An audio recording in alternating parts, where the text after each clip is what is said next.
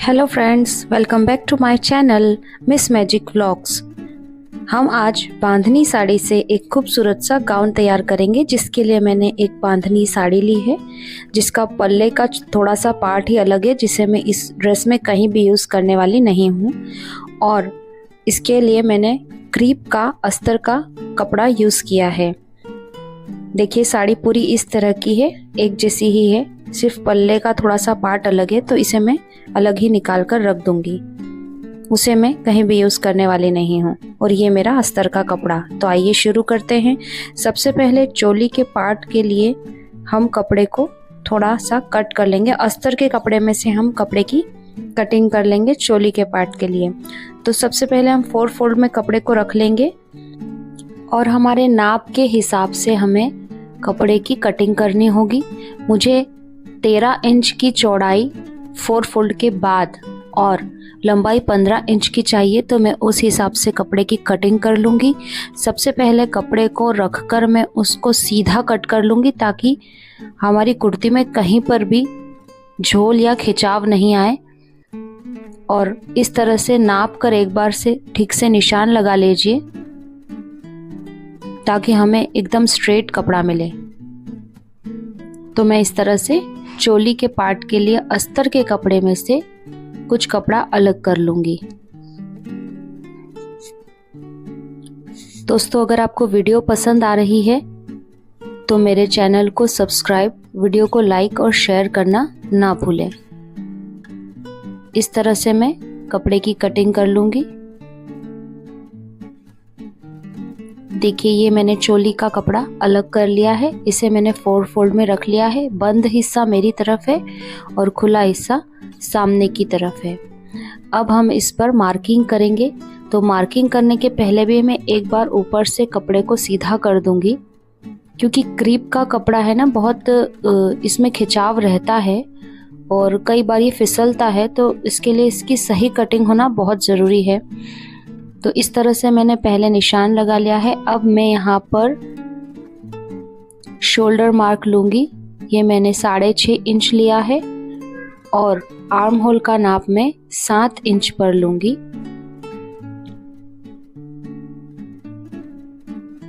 इस तरह से हम निशान लगा लेंगे आर्म होल के लिए। उसके बाद हम स्ट्रेट लाइन से स्केल या जैसे भी आपको ठीक लगे, इंच टेप की मदद से या स्केल की मदद से आप इसे स्ट्रेट लाइन बनाकर मिला लीजिए।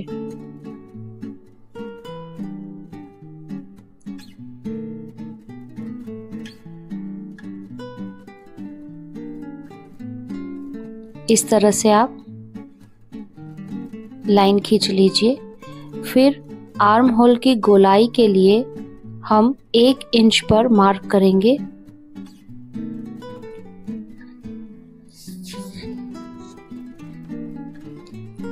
शोल्डर स्लोप के लिए मैं आधे इंच पर निशान लगा लूंगी।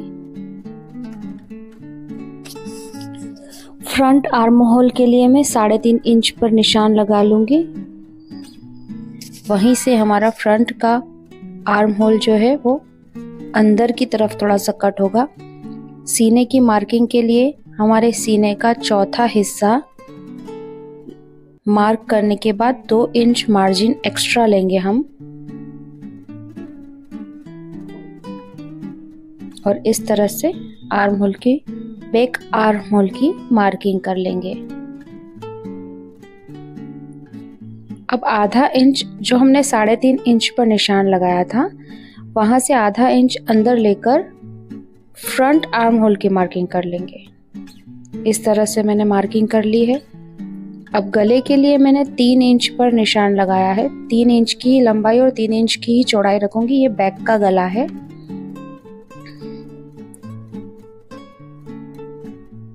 एक बॉक्स बना देंगे इस तरह से, और बॉक्स बनाने के बाद आधा इंच अंदर की तरफ निशान लगाकर हल्की सी गोलाई दे देंगे। तो ये हमारा बैक का गला रेडी हो गया है। फ्रंट का गला 5 इंच का रखूंगी मैं, और उसे मैं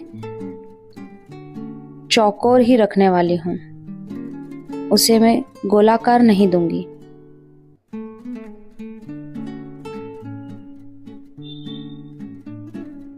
इस तरह से फ्रंट का गला होगा हमारा। अब कमर की मार्किंग कर लेंगे। कमर का भी चौथा हिस्सा लेंगे, 1 इंच एक्स्ट्रा टक्स के लिए लेंगे और उसके बाद 2 इंच एक्स्ट्रा मार्जिन के लिए। इस तरह से हम कमर का भी निशान लगा देंगे और आर्म होल से निशान को कमर की साइड मिला देंगे।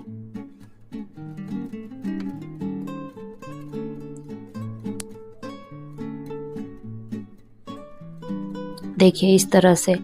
अब कटिंग करते वक्त हम पहले बैक पार्ट की कटिंग करेंगे।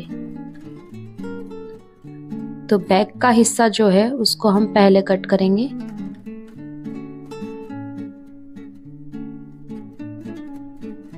निशान पर आराम से कटिंग कीजिएगा।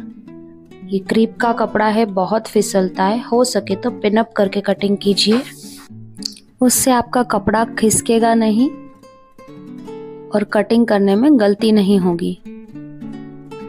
देखिए इस तरह से पहले बैक पार्ट की कटिंग कर लीजिए।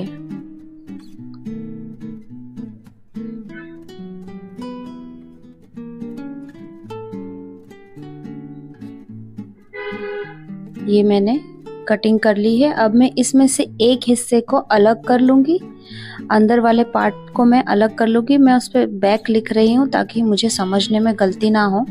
ऐसे तो अगर गले का नेक का डिज़ाइन अलग होता है तो हमें आसानी होती है ये पता करने में कि बैक का हिस्सा कौन सा है और फ्रंट का कौन सा है, लेकिन फिर भी गलती ना हो इसके लिए बैक पे हमने बैक लिख दिया है। अब फ्रंट के हिस्से की कटिंग कर देंगे। तो सबसे पहले गले की कटिंग कर देंगे और फिर आर्म होल की कटिंग इस तरह से कर लेंगे। ये हमारा फ्रंट है। अब बॉटम पार्ट की कटिंग के लिए कपड़े को मैंने इस तरह से 2 फोल्ड में रखा है और फिर इस तरह से 4 फोल्ड कर लेंगे। उसके बाद कमर का निशान लगाएंगे। कमर का निशान लगाने के लिए हमारे कमर का जो भी 4th पार्ट है उसे इस तरह से रखकर तिरछे में हम निशान लगाएंगे।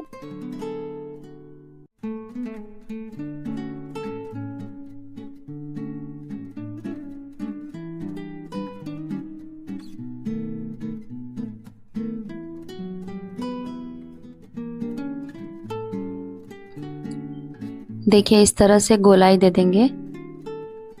उसके बाद घेरे के लिए भी हम लंबाई जो भी हमारी है, हमें जितनी भी लंबाई की कुर्ती चाहिए उसके हिसाब से हम कटिंग करेंगे, मार्किंग करेंगे। तो मैं यहाँ पे थोड़ा डिज़ाइनर पीस बना रही हूँ। मेरा जो अस्तर का पार्ट है वो लंबा रहेगा और जो बांधनी का हिस्सा है वो थोड़ा सा कुछ इंचेस ऊपर रहेगा ताकि अंदर से अस्तर दिखे। तो मैंने इस तरह से 39 पे मार्किंग किया। 39 इंच की लंबाई मैंने ली है अस्तर के कपड़े की और इस तरह से हम उसकी मार्किंग करके और कटिंग कर देंगे। अब क्योंकि अम्ब्रेला में कई बार ऐसा होता है कि कपड़े की जो चौड़ाई होती है वो कम होती है, जिसकी वजह से 2 पार्ट के लिए हमें एक्स्ट्रा अलग से कटिंग करनी पड़ती है। ये लगभग मैंने कई वीडियो में आपको बताया है। इस तरह से कपड़े को रखकर जो कटिंग के बाद बचता है उसको ही रखकर हम जो दूसरे 2 पार्ट्स हैं जो कम कटे हैं उनकी कटिंग कर देंगे और उन्हें फिर स्टिच कर देंगे साथ में अस्तर के।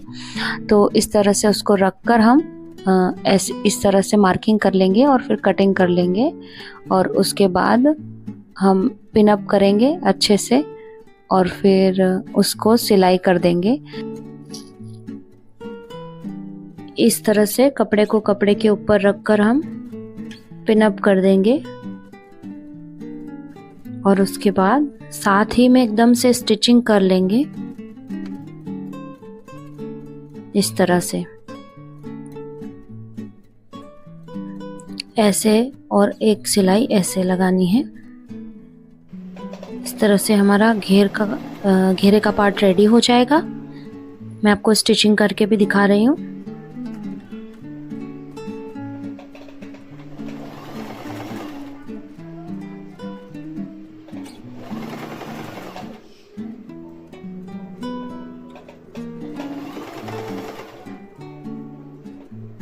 बहुत ही सुंदर लग रही है ये ड्रेस बनने के बाद। आप लोग इसे ज़रूर ट्राई कीजिएगा। अगर आपके पास पुरानी बांधनी साड़ी पड़ी है तो आप इसे ज़रूर बनाएं। बहुत ज़्यादा सुंदर लगती है ये ड्रेस पहनने पर, और हो सके तो फुल लेंथ की बनाना। फुल लेंथ में इसका लुक बहुत अच्छा आता है। अब हम सेम जैसे हमने अस्तर का कपड़ा कट किया था वैसे ही 4 फोल्ड में हम साड़ी के कपड़े को रखकर अम्ब्रेला कटिंग ही करेंगे। लेकिन हम लोग क्या करेंगे, कमर का नाप तो हमने कट कर लिया, लेकिन अब जो अस्तर का कपड़ा है उससे साड़ी के ऊपर रखने के बाद हमें निशान लगाना है कुछ इंचेस। मैंने एक बालिश ऊपर इंच निशान लगाया है ताकि नीचे से अस्तर का कपड़ा कम से कम एक बालिश तक दिखाई दे। तो इस तरह से अब मैंने सब दूर निशान लगा के कटिंग कर ली है। अब देखिए मैं आपको उसका लुक दिखाऊंगी कैसा लगेगा। पहले मैंने अस्तर का कपड़ा फैला दिया है और उसके ऊपर मैं मेन फैब्रिक को रखूँगी तो ये इस तरह का कुछ लुक आएगा उसका। तो नीचे से बहुत अच्छा डिज़ाइन दिखेगा। आप इसे ज़रूर ट्राई करना। फिर मैं आस्तीन की कटिंग करूँगी। आस्तीन के लिए मैं कोई अस्तर यूज़ नहीं कर रही हूँ, सीधा जो मेन फैब्रिक है उस पर ही आस्तीन की कटिंग करेंगे। और मैं आस्तीन लॉन्ग रख रही हूँ, लंबी। तो आप जितनी भी लंबी रखना चाहें उतनी लंबाई ले सकते हैं। और जैसा मैं बता रही हूँ स्क्रीन पे उस तरह से आप निशान लगाकर आस्तीन की कटिंग भी कर सकते हैं। जनरली आर्म होल का जितना हम लंबाई लेते हैं उससे 2 इंच ज़्यादा की चौड़ाई में लेते हुए हम कपड़े को 4 फोल्ड करते हैं। तो मेरा आर्म होल की लंबाई 7 इंच की थी, तो उसी के हिसाब से 9 इंच का मैंने कपड़ा लिया है 4 फोल्ड के बाद। और इस तरह से मैंने आस्तीन के लिए निशान लगा दिया है।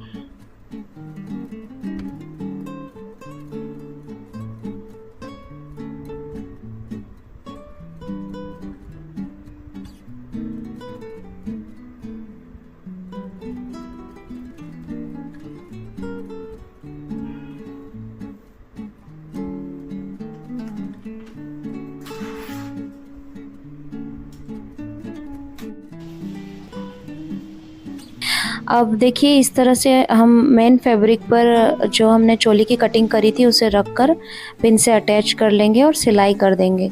सिर्फ गले की सिलाई हमें करनी है। हम एक बार गले को फिक्स कर देंगे, उसके बाद आगे की स्टिचिंग्स करेंगे। तो देखिए यहाँ पे मैं आपको थोड़ा सा सिलकर भी दिखा दूँगी। इस तरह से आप स्टिचिंग कर लीजिए।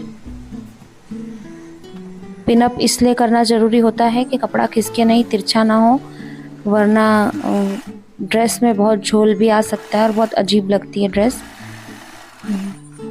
अगर आप फिनिशिंग के साथ बनाना चाहते हैं तो बहुत पेशेंस रख के आपको सब काम करना होगा। इस तरह से हमने सिलाई कर दी है। अब हम एक्स्ट्रा कपड़ा कट कर देंगे और फिर गले में जहां हमने सिलाई लगाई है वहां छोटे छोटे कट्स देंगे, छोटे छोटे नॉचेस देंगे, जिसकी वजह से हमें अस्तर का कपड़ा पलटने में दिक्कत नहीं आती है और सल नहीं पड़ता उस पर, और बहुत फिनिशिंग के साथ हमारा गला बनकर तैयार होता है। देखिए इस तरह से कट करेंगे।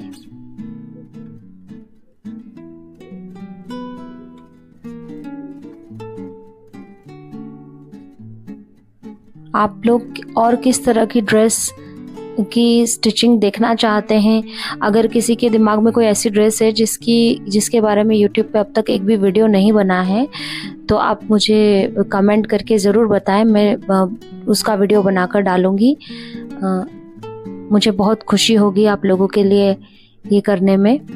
देखिए इस तरह से एक्स्ट्रा फैब्रिक हमने कट कर लिया है और अब मैं छोटे छोटे से इसमें नॉचेस दे दूँगी और फिर उसको पलट के हम एक सिलाई ऊपर से लगा देंगे। सेम प्रोसीजर हम बैक पार्ट के लिए भी करेंगे।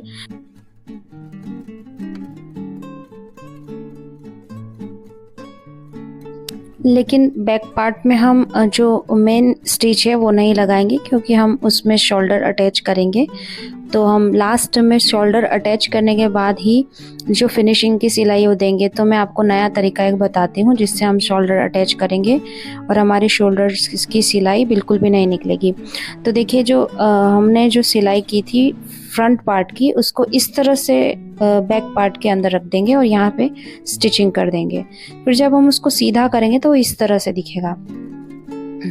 मेरा वीडियो बीच में रुक गया था इसलिए मैं आपको बता नहीं पा रही हूँ कि मैंने कैसे सीधा किया, बट अगले वीडियो में अगले कोई कुर्ती बनाऊंगी तो उसमें मैं आपको ज़रूर दिखा दूंगी कि मैंने इस तरह से कैसे शोल्डर अटैच किए हैं। देखिए अंदर की साइड भी फिनिशिंग के साथ शोल्डर का आया है, कहीं भी दिख नहीं रहा है कि हमने सिलाई करी है।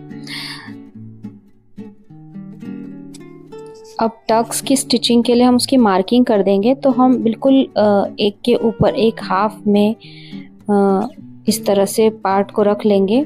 पहले हम फ्रंट पार्ट ले रहे हैं और सेम प्रोसेस बैक पार्ट में होगी, क्योंकि मैं सिंपल टक्स ही दे रही हूँ।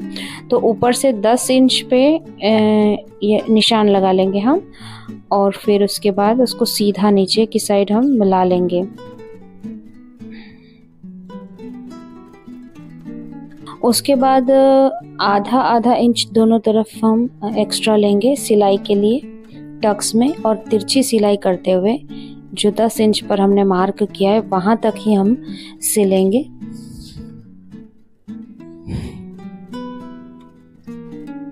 इस तरह से हम, जैसा मैं निशान लगा रही हूँ सेम वैसे ही हमें सिलाई करनी है।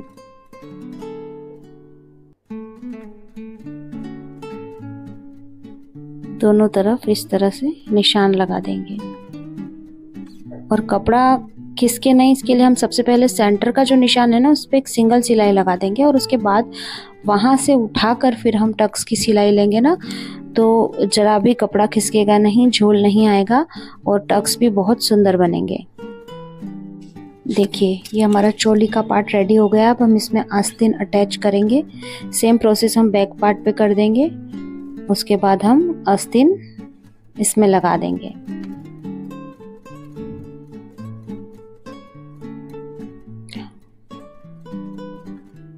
कुर्ती में टक्स देने के बाद साइड की तरफ हल्का सा झुकाव आ जाता है, तो उस झुकाव को कम करने के लिए 1 इंच पर मार्क करके मैं गोलाई में उसको हल्का सा कट कर दूंगी, जिसकी वजह से कुर्ती जो है साइड से लटकी हुई नहीं दिखेगी। तो इस तरह से देखिए मैंने 1 इंच पर निशान लगाया है। इतना कपड़ा मैं कट कर दूंगी।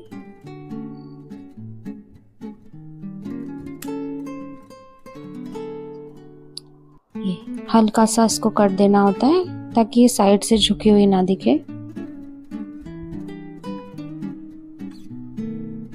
चोली का पार्ट हमारा रेडी है। इसमें हम आस्तीन जोड़ेंगे। आस्तीन में फ्रंट के पार्ट को ध्यान से देखते हुए मेन पार्ट के साथ अटैच कर लेंगे। पहले नीचे का हिस्सा फोल्ड कर लेंगे। इसमें मैं कोई अस्तर नहीं डाल रही, इसलिए ज़्यादा दिक्कत नहीं आने वाली है। इस तरह से हम इसको स्टिच कर देंगे। दोनों आस्तीनों को अच्छे से सिल लेंगे। देखिए आस्तीन भी अब स्टिच हो गई। अब मैं फिटिंग का निशान लगा रही हूँ। जो भी हमारी फिटिंग है पहले मैं सेंटर निकालूंगी और सेंटर से फिर हम दोनों साइड में फिटिंग का निशान देंगे।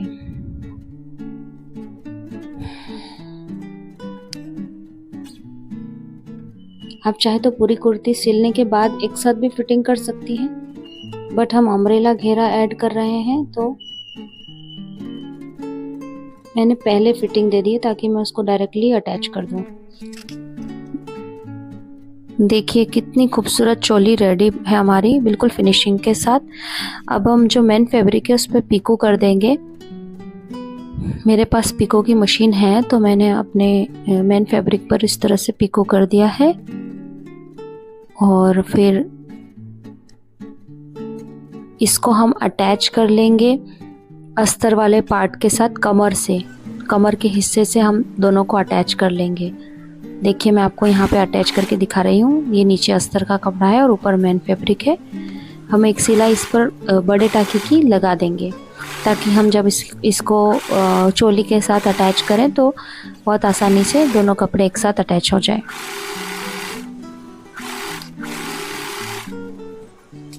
चोली वाले पार्ट के साथ घेरे को अटैच करने से पहले मैं नीचे फ्रिल लगाऊंगी, क्योंकि मुझे बहुत सिंपल लग रहा था।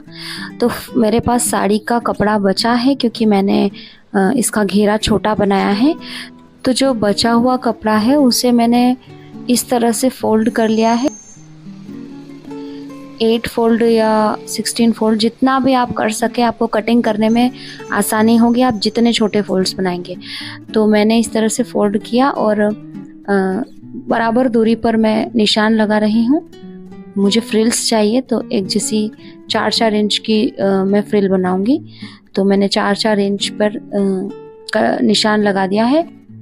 इस तरह से सभी पट्टियाँ कट करके पट्टियों को मैं एक साथ पहले जोड़ लूँगी और एक लंबी सी पट्टी बना लूँगी।